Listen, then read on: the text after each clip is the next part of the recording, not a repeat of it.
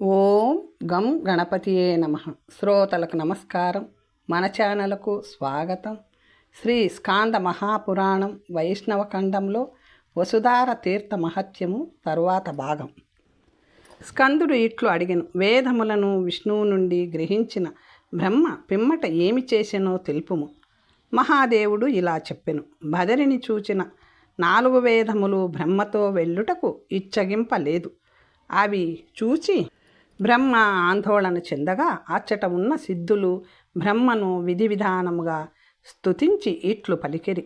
సిద్ధులు పలికిరి, చరాచరములన్నీయు స్వామి ఆజ్ఞను ఔదల దాల్చవలేను. ఏలననగా స్వామియే సమస్తమునకు కర్త, హర్త, పిత, గురువు. మీరు బ్రహ్మ వద్ద ఉండవలేనని స్వామియే సంకల్పించెను కనుక మీరు ఆ ఆజ్ఞను తప్పక పరిపాలింపవలేను. మీరు ద్రవరూపమున ఇచ్చట నిలిచి 2వ రూపమున బ్రహ్మతో కలిసి బ్రహ్మలోకమునకు వెళ్ళవలేను అని సిద్ధులు ప్రార్థింపగా వేదములు అందుకు అంగీకరించి 2 రూపములను పొంది 1 రూపములో బ్రహ్మ వెంట బ్రహ్మలోకమునకు సంతోషముగా వెళ్ళెను. పిమ్మట బ్రహ్మలోకమును యథాక్రమముగా సృజించెను. ద్రవరూపమున బదరి ఎందు ఉన్న వేదముల కొరకు చేసిన స్నానము, దానము, తపము మొదలగు క్రియలు భూత ప్రళయము సంభవించునంత వరకు నిలుచును. ఫలమును కోరి 3 ఉపవాసములు చేసిన వారు 4 వేదములకు వ్యాఖ్యాతలు కాగలరు. స్వామి వద్ద 4 వేదములు తమ క్రమములో నిలిచి ఉండును. పుణ్యము చేసిన వారు కల్మషము లేక వేదాంగములు నేర్చిన వారు కలియుగమందు కూడా స్వామి సమీపమున వేదఘోషను వినగలుగుదురు. ద్రవరూపమున ఉన్న 4 వేదములకు జలరూపమే సరస్వతీ నది. ఆ నదిని గూర్చి జపము చేసినచో మానవుడు జడత్వమును హరించును. సరస్వతీ నదీ జలముల ఎందు నిలిచి నిగ్రహముతో జపము చేసినచో మనువు నుండి వారి వంశమునకు ఎప్పుడును విచ్ఛేదము కలుగదు. భగవాన్ వేదవ్యాసుడు కూడా సరస్వతీ నది ప్రసాదము వల్లనే పురాణములను, భారతమును రచించెను. ముల్లోకములకు హితమును కలిగించుటకై విష్ణువు బ్రహ్మచే వాగ్వైభవమును కలుగజేయు సరస్వతిని సృజింపచేసెను. ఆ సరస్వతిని చూచుటచే, తాకుటచే, స్నానము చేయుటచే, పూజించుటచే వంశము నిరంతరముగా కొనసాగును. సరస్వతి ఒడ్డున జపము చేసిన వారికి అచిరకాలమునందే నిస్సంశయముగా మంత్రసిద్ధి కలుగును. ఇంత చెప్పుట ఏల. సరస్వతీ నది సాక్షాత్తుగా సరస్వతియే ద్రవరూపమును ధరించి మానవులను పరిపూర్ణులుగా చేయును. ఆ నదికి దక్షిణ భాగమునున్న ప్రదేశమునకు ద్రవధార అని పేరు. అచ్చట ఇంద్రపదము అను తీర్థము ఉన్నది. అచ్చట ఒకప్పుడు ఇంద్రుడు తపస్సు చేసెను. తీవ్రమగు తపస్సు చేసి స్వామిని మెప్పించెను. సురాసురులు నమస్కరించు ఇంద్ర పదవిని పొందెను. తపము, దానము, జపము, హోమము, వ్రతములు, నియమములు, యమములు ఆ తీర్థము వద్ద అనంతమగు ఫలమును ఇచ్చును. ప్రతి మాసమందు శుక్లపక్ష త్రయోదశి నాడు స్వామికి సంతోషము కలిగించుటకై ఇంద్రతీర్థమున స్నానము చేసి 2 ఉపవాసములు చేసి స్వామిని పూజించినచో అన్ని పాపముల నుండి విముక్తిని పొంది ఇంద్రలోకమును పొందును. అచ్చటని మానసోద్భేదము గలదు. అది అన్ని పాపములను నశింపచేయును. మహర్షులు నివసించు ఆ ప్రదేశమునకు చేరుట మానవులకు మిక్కిలి దుర్లభము. మనస్సులో ఉండు చిత్, అచిత్ అను గ్రంథులను ఛేదించున్నది కనుక ఋషులు దానిని మానసోద్భేదమందురు. హృదయ గ్రంథులను భేదించి పెక్కు సంశయములను భేదించి కర్మలను నశింపచేయునది కనుక మానసోద్భేదము అయ్యెను. అచ్చట తన భాగ్యవశమున మానవుడు 1 బిందువు పొందినను తత్ క్షణమే ముక్తిని పొందును. అంతకు మించి పొందునది ఏమున్నది? కొండ గుహలలో ఋషులు పండ్లు, దుంపలు, నీరు మాత్రమే గ్రహించుచు మనోవిషయములను జయించి శుద్ధి పొందిన బుద్ధి కలవారై కలికి భయపడునట్లు పాపమునకు భయపడుదురు. పండ్లు, గాలి, గుహలు, సెలయేళ్ళు, ఆశ్రమములతో నిండిన ఆ ప్రదేశమున మునులు త్రిశవణ క్రమముచే దుర్జయములగు ఇంద్రియములను కూడా జయించి పరాక్రమవంతులు అగుదురు. మోక్ష సాధనమునకు లోకమునందు శరీరము కష్టపెట్టుట పెక్కు సాధనములు కలవు. కానీ సులభమగు సాధనము మానసోద్భేద దర్శనమే. ఆ మానసోద్భేదమందు నీటిని ఎప్పుడు తాకునో అప్పుడు వ్యాసునితో సూర్యునితో సమానుడు అగును. కోరికలున్నవారు ఐచ్చట స్నానము చేసినచో వారి కోరికలు తీరును. కోరికలు లేక స్నానము చేసినచో ముక్తి కలుగును. ప్రమాదవశాత్తు ఎవరైనా కోరికలు కోరినచో వారు ఆ ఫలమును అనుభవించి పిమ్మట నిస్సంశయముగా ముక్తి పొందుదురు. కోరికలను కోరిన వారు మహదాది లోకములందు తమ కోరికలు తీరగా అప్పుడు ముక్తిని పొందుదురు. పురుషార్థములను సాధించుటకై సాధారణముగా ప్రయత్నము చేయవలేను. కానీ మానసోద్భేదమున స్నానము చేసినచో అవి అప్రయత్నముగానే సిద్ధించును. ఈ మానసోద్భేదము నాకు తూర్పు దిశగా అందరి మనస్సులను ఆకర్షించు వసుధారాను దుర్లభమగు తీర్థము కలదు. ముల్లోకములందలి తీర్థములన్నిటిలో శ్రేష్టమైనది బదరికాశ్రమమని నారదుడు చెప్పగా విని వసువులు అచ్చటకు వచ్చిరి. 30,000 సంవత్సరముల పరమ దారుణమగు తపస్సును కేవలము ఆకులు నీరు మాత్రము సేవించుచు చేసి సిద్ధిని పొందిరి. స్వామిని దర్శించి తమ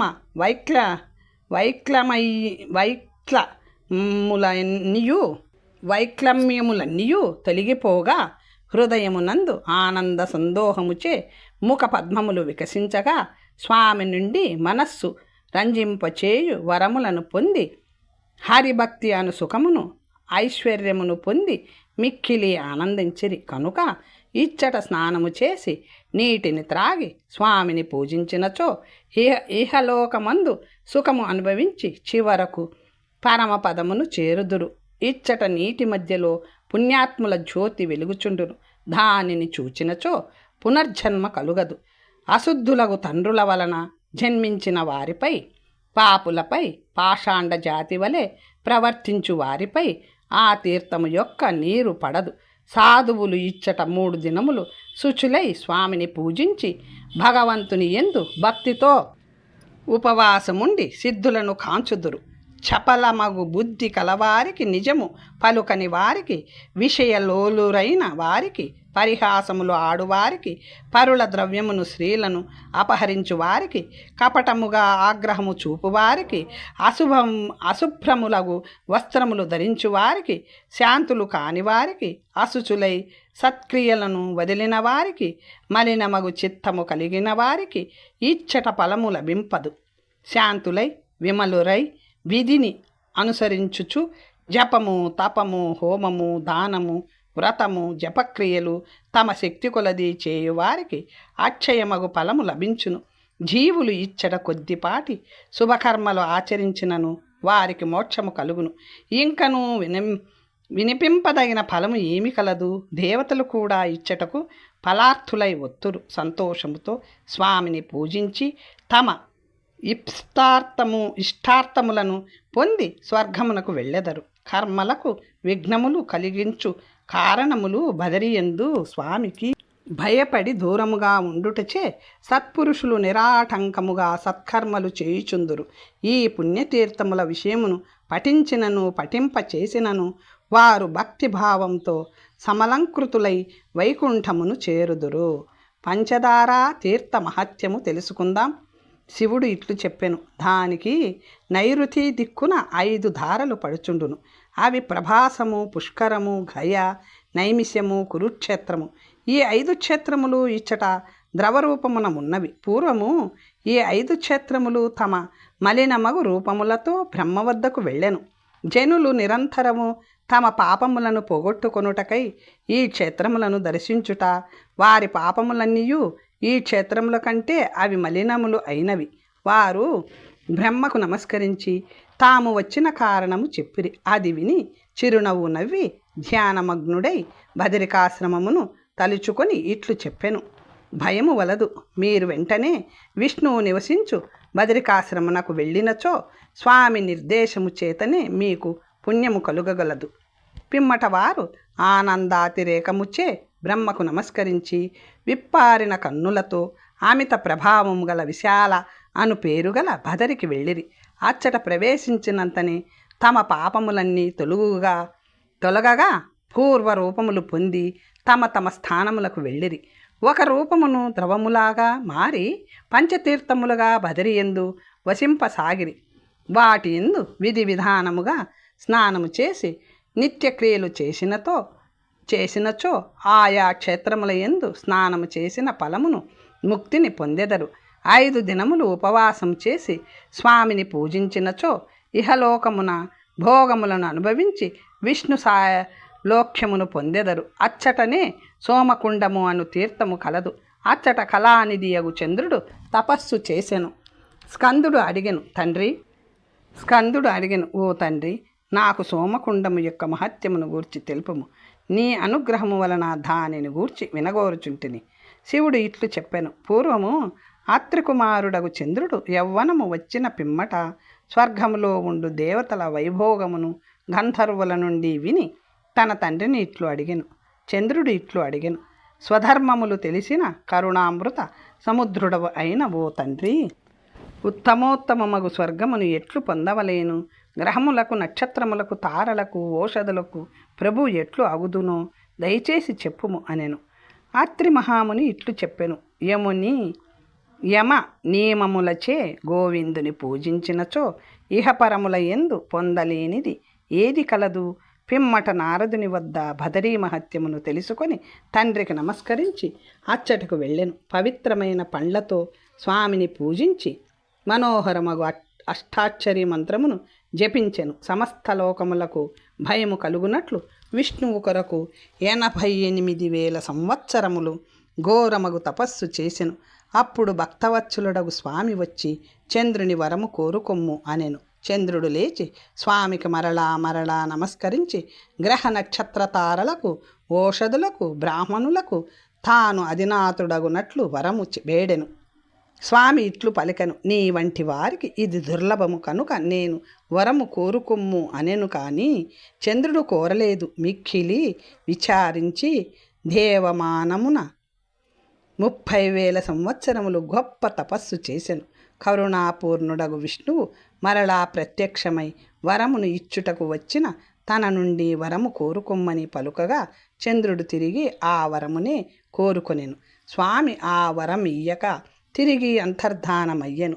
చంద్రుడు మిక్కిలి దుఃఖించి తిరిగి 40,000 సంవత్సరములు గొప్ప తపస్సు చేసెను.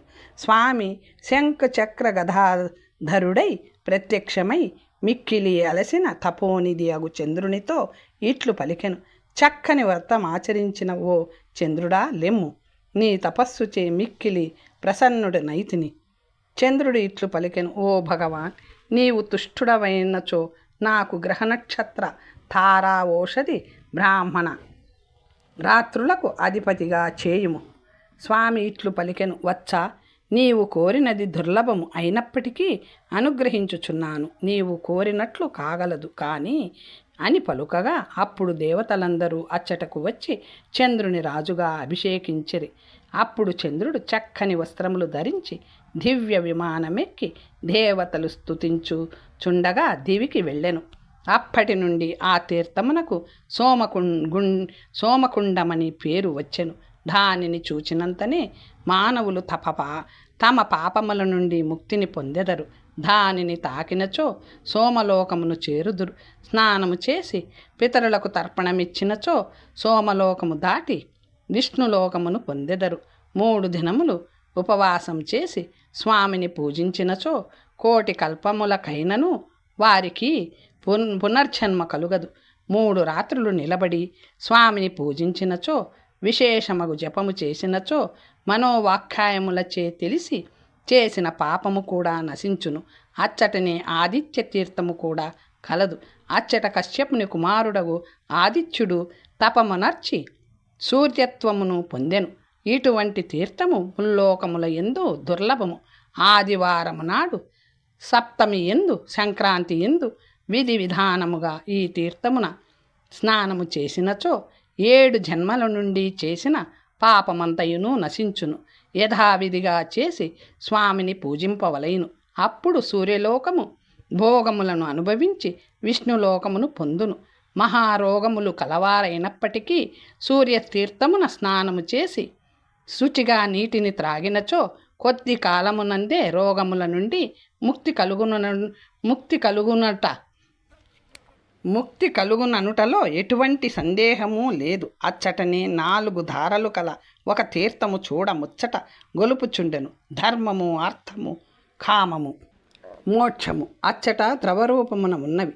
ఈ వైష్ణవ క్షేత్రమందు స్వామి ఆజ్ఞపై పురుషార్థములు 4 ద్రవరూపమున ఉండి జీవులకు ముక్తిని ఇచ్చుచున్నవి. తూర్పు నుండి దిక్కుకొకటిగా ఉన్న ఈ పురుషార్థములను క్రమముగా సేవించినచో వారికి ప్రసన్నత కలుగును. ఈ 4 పురుషార్థములను జలరూపమున మరి ఏ ఇతర తీర్థమునందు చూచుటకు వీలు కాదు. పూర్వజన్మమందు ఎంతో పుణ్యము చేసిన వారు మాత్రమే మరుజన్మ త్వరగా పొంది ఆ తీర్థములను దర్శించుకొందురు. దుర్జనులతో కూడిన వారు క్షమ, ఆర్జవము, ప్రాణము, జయము మాత్రమే ప్రధానముగా కలవారు, గ్రామ్య శ్రీలయందు రమింపకోరువారు ఈ పురుషార్థ తీర్థములను చూడలేరు. తత్వజ్ఞానము కలిగినచో అచిరకాలమునందే ఈ తీర్థములను చూడవచ్చును. పూర్వకాలమందు బ్రహ్మ, దేవతలు, ఋషులు, తపోధనులు ఇచ్చట స్నానము చేయుటకు వచ్చెదరు. అచ్చటనే సత్యపదము అను మనోహరమగు తీర్థము కలదు. అది త్రికోణాకారమున ముండును. కల్మషమును నాశనము చేయును. ఏకాదశి యందు హరి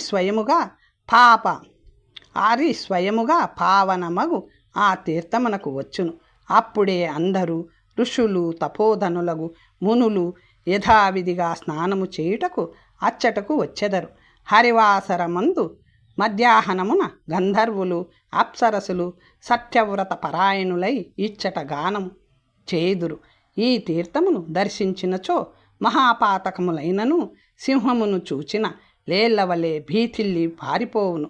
తన శాఖకు అనుగుణముగా స్నానము చేసినచో ముందుగా సత్యలోకమును పొంది పిమ్మట ముక్తిని పొందును.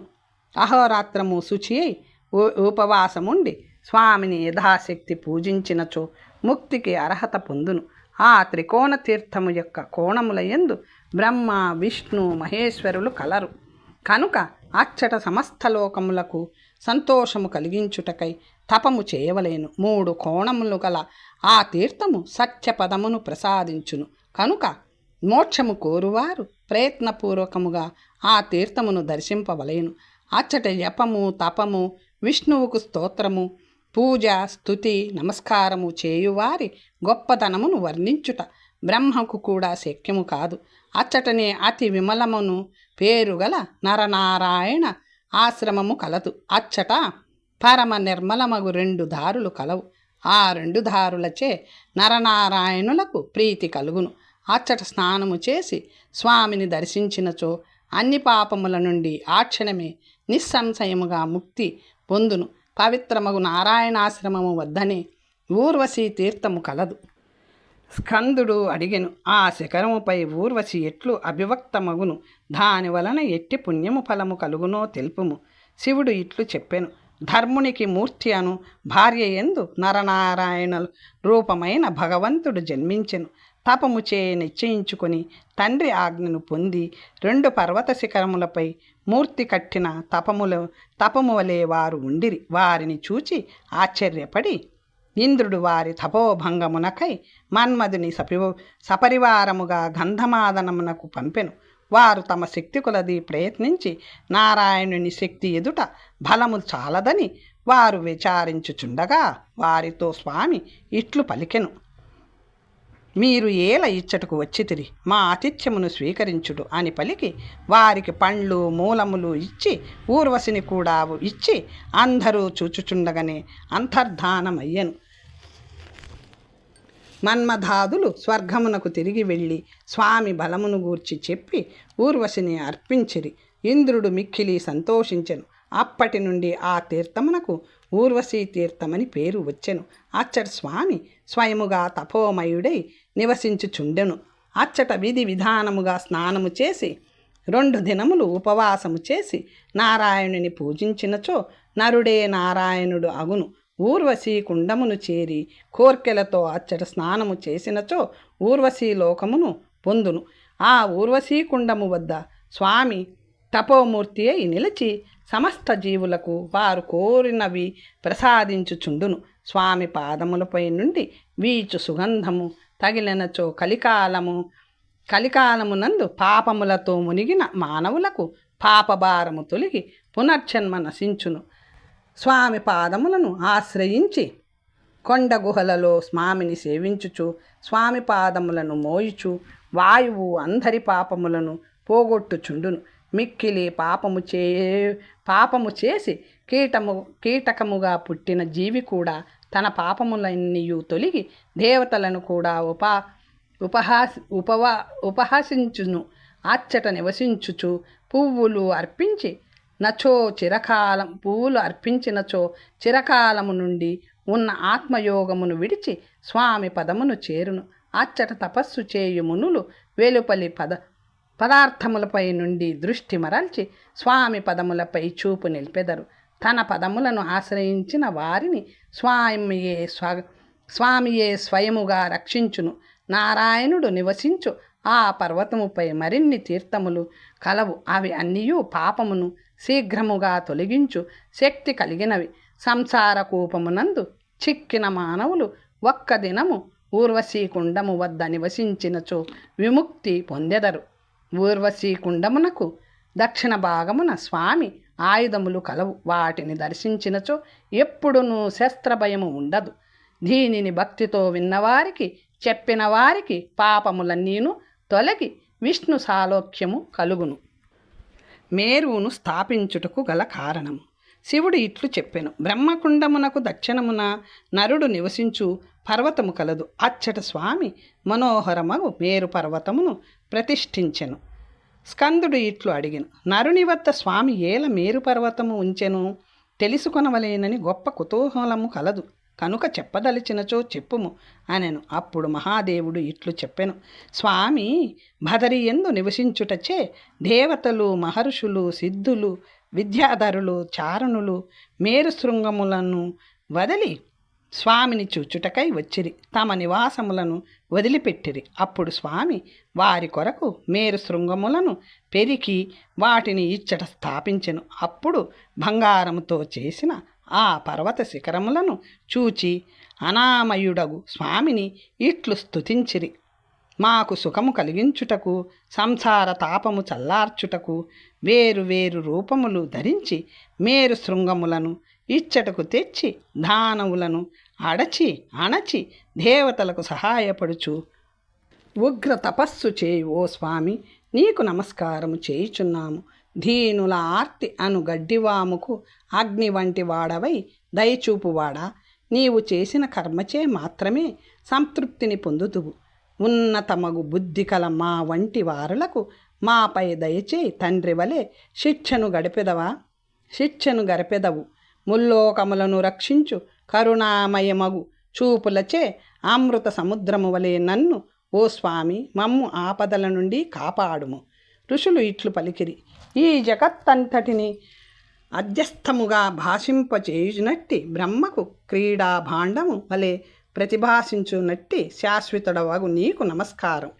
సిద్ధులు ఇట్లు పలికిరి. సంసారమునందుండు వారు నీ కృపాలేశము వల్లనే గొప్ప సిద్ధులను పొందుచున్నారు. నిన్ను ఆశ్రయించినచో ఆ అచిరకాలమందే భయంకరమగు భవాంబోధిని దాటగలరు. విద్యాధరులు ఇట్లు పలికిరి. సద్గుణములకు స్థానమగు ఓ కళ్యాణమూర్తి పరమేశ, మిక్కిలి గౌరవము కలిగించువాడా, నీ పాదపద్మముల యందు తేనెను గ్రోలినవారు మత్తిల్లి ధన్యులగుట ఎందు చిత్రమేమున్నది. అప్పుడు స్వామి తుష్టుడై వారిని వరము కోరుకొమ్మనెను. ఓ స్వామి, నీవు తుష్టుడవైనచో ఈ భదరిని మేరు శృంగములను ఎప్పుడునూ వదలరాదు. పుణ్యవంతులగు జనులు ఈ మేరు శృంగములను చూచినచో వారికి ఆ శృంగములపై స్థానము కలుగునట్లు అనుగ్రహింపు. అచ్చట వారు భోగములన్నీ చిరకాలము అనుభవించి చివరకు నీ యందు లయము కావలేను అని వరములు వేడగా ఆ స్వామి వల్లే అని అచ్చటనే అంతర్ధానమయ్యెను. అప్పటి నుండి దేవతలు ఆ మేరు శృంగములపై ఆనందముగా వ్యవహరించుచు నరనారాయణులచే పాలింపబడుచుండిరి. అచ్చట ఋషులు ఎటువంటి ఉద్వేగము లేక కొంతకాలం దివియందు మరికొంతకాలం మేరు పర్వత మధ్యమమున సంచరించుచుండెరి. స్వామి కూడా నరుని రూపమున అచ్చట నిలిచెను. ధనస్సు బాణములు ధరించి తపస్సుచే అగ్నివలే ప్రకాశించు ఋషుల సమూహమునకు ఆనందము కలిగించుచుండెను. అచ్చట ఒక గొప్ప తీర్థము కలదు. దానికి లోకపాలకులు కూడా నమస్కరింతురు. స్వామియే లోకపాలకులను అచ్చట స్వయముగా నియమించెను. స్కందుడు ఇట్లు అడిగెను, స్వామి లోకపాలకులను ఎట్లు అచ్చట నియమించెను? తెలుసుకొనవలేనని కుతూహలము కలదు, చెప్పుము అనెను. శివుడు ఇట్లు చెప్పెను, ఒకసారి మేరు మధ్యమమున ఉన్న దేవతల ఋషుల స్థితిని చూచుటకు విష్ణువు వచ్చెను. అతనిని చూచి దేవతలు వెంటనే లేచి నమస్కరించి వినయముగా దయచూపుమని ప్రార్థించిరి. కొద్దిసేపు విశ్రమించి స్వామి ఆ ప్రదేశము విరళముగా ఉండుటను చూచి ఋషులు దేవతల మధ్య లోకపాలకులు ఉండుట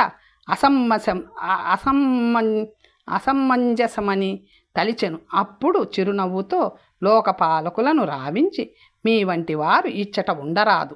ఇచ్చట ఋషులు, తాపసులు, సిద్ధులు తమ స్త్రీలతో కలిసి నివసించుచుండిరి. మీ కొరకు మరి ఒక ప్రదేశము పూర్వమే కల్పించి తిని అని పలికి త్వరగా వెళ్ళి రమ్యమగు ఒక పర్వతమును చూచి అచ్చటకు లోకపాలకులను రావించి వారిని అచ్చట నియమించెను. శైలదండముచే ఆ పర్వతమునందు ఒక క్రీడా సరస్సును మనోహరముగా వారి కొరకు నిర్మించెను. దేవతలు తమ స్త్రీలతో కలిసి యథేచ్ఛగా అచ్చట సంచరించెదరు, పాటలు పాడెదరు. గంధర్వులు, దేవతలు ఆనందించెదరు. అచ్చట పూల సువాసనలచే నిండిన వనములు కలవు. అచ్చట జీవులకు దినములు క్షణముల వలె గడిచిపోవును. స్వామికి కూడా ఆ ప్రదేశము మిక్కిలి ఇష్టమైనది అవుటచే ద్వాదశి ఎందు పౌర్ణమి ఎందు అచ్చటకు వచ్చి స్నానము చేయును. పిమ్మట ఋషులు, తపోధనులగు మునులు మధ్యాహ్న కాలమున అచ్చట స్నానము చేసి నీటి ఎందు అసంగమగు పరమ జ్యోతిని కాంచెదరు. అన్ని తీర్థముల ఎందు స్నానము చేసిన ఫలము దండ పుష్కరిణి ఎందు క్షణమాత్రము స్నానము చేసిన కలుగును. కామ్యకర్మలన్నీయు అచ్చట సఫలమగును. పిండ ప్రదానములచే గయలో దానము చేసిన దానికి 8 రెట్ల ఫలము కలుగును. జ్యేష్ఠ శుక్ల ద్వాదశి ఎందు అచ్చట చేసిన యజ్ఞము, దానము, తపము, కర్మలు అన్నీయు అక్షయమగును. అచ్చట యథావిధిగా స్నానము చేసిన మానవుడు ధన్యుడగును. బదరి ఎందున్న తీర్థములలో మధ్య భాగమున ఉన్న ఈ తీర్థము మిక్కిలి రహస్యమైనది. నీ ఎందు ప్రీతిచే దీనిని తెలిపితిని కనుక దీనిని గూర్చి ఎచ్చటను చెప్పకుము. దేవతలచే రక్షించబడు ఈ తీర్థమును పుణ్యాత్ములు మాత్రమే చూడగలరు. మిగిలిన వారికి ఊహించుటకు కూడా వీలు కానిది. ఇది స్వామికి సమస్త కర్మలు అర్పించి స్వాధ్యాయము, అభ్యాసము యథావిధిగా చేయువారికి మాత్రమే ముల్లోకముల యందు దుర్లభమగు ఈ తీర్థము కనిపించును, కానీ ఇతరులకు కాదు. దండ పుష్కరిణి వంటి తీర్థము, విష్ణువు వంటి దైవము, భదరి వంటి క్షేత్రము లేదు, ఉండబోదు. స్వామి పార్శ్వమున ఉండగోరు బుద్ధిమంతుడు ఎల్లప్పుడూ బదరీ క్షేత్రమును ప్రయత్నపూర్వకముగానైనను కొలవవలేను. స్కందుడు ఇట్లు అడిగెను, బదరి వద్ద గంగానదిని ఆశ్రయించి ఎన్ని తీర్థములు కలవో వాటిని గూర్చి సంక్షిప్తముగా తెలుపుము. శివుడు ఇలా చెప్పెను, మానసోద్భేదము గంగానది ఎందు కలియుచోట విమలము అను ఒక పుణ్యతీర్థము కలదు. అది ప్రయాగ కంటే అధికమైనది. 30,000 సంవత్సరముల వాయుభక్షణముచే గడిపిన గలుగు ఫలము ఈ తీర్థమునందు స్నానము చేయుట వలన కలుగును. ఆ సంగమమునకు దక్షిణ భాగమున ధర్మక్షేత్రము కలదు. అచ్చటనే మూర్తికి నరనారాయణులు జన్మించిరి. అది మానవులకు ఉత్తమోత్తమమైన క్షేత్రము. ధర్మము అచ్చట 4 పాదములపై నిలిచి ఉండును. అచ్చట చేసిన యజ్ఞములు, తపము, దానము ఏ కొంచెము చేసినను వాటి పుణ్యము శతకోటి కల్పములకైనను క్షీణింపదు. దానికి దక్షిణముగా ఊర్వశీ సంగమము కలదు. అచ్చట స్నానము చేసినంతనే మానవుల పాపములన్నీయు నశించును. అచ్చటనే కూర్మోద్ధారము కలదు. విష్ణువు యందు భక్తి కలుగుటకు అది ఏకైక సాధనము. అచ్చట స్నానముచే జీవులకు సత్వశుద్ధి కలుగును. అచ్చటనే బ్రహ్మవర్తనము కలదు. బ్రహ్మలోక ప్రాప్తి కలిగించు శక్తి కల ఆ తీర్థములో స్నానము చేసినంతనే పాపములన్నీను నశించును. అచ్చట మహాతీర్థములు మానవులు చేరలేనివి కూడా కలవు. నీ అనుగ్రహముచే వీటిని గూర్చి నీకు తెలిపి తిని. దీనిని విన్నవారు కానీ వినిపించినవారు కానీ అన్ని పాపములు తొలగగా విష్ణుపదమును పొందెదరు. రాజు విజయమును పొందును. సంతానము కోరువాడు సంతానము పొందును. కన్యను కోరినవారు కన్యను పొందుదురు. కన్య చక్కని భర్తను పొందును. ధనమును కోరువారు ధనమును పొందును. దీనిని ఒక మాసము పాటు శ్రద్ధతో చదివినచో దుర్లభములగు కోరికలు కూడా తీరును. వారి ఇండ్లయందు వ్యాధి, భయము, రోగమగు, దారిద్ర్యము, కలహము ఉండవు. కల్పాదుల వలన అపమృత్యువు కలుగదు. దౌర్భాగ్యము నశించును. దుస్వప్నముల వలన భయము, పరా రాష్ట్రము నుండి భయము కలుగవు. యుద్ధమందు యాత్ర చేయనప్పుడు ప్రయాణమందు దీనిని ప్రయత్నంతో పఠింపవలేను. వివాహమందు వివాదమందు శుభకర్మలు చేయనప్పుడు కూడా ప్రయత్నపూర్వకముగా చదవలేను. మొత్తము కానీ ఈ అధ్యాయం ఒకటి కానీ దానిలో సగము కానీ చదివినచో ఎటువంటి సందేహము లేక సమస్త కార్యములు సిద్ధించును. తర్వాత కథ వచ్చే భాగంలో తెలుసుకుందాం. నమస్తే.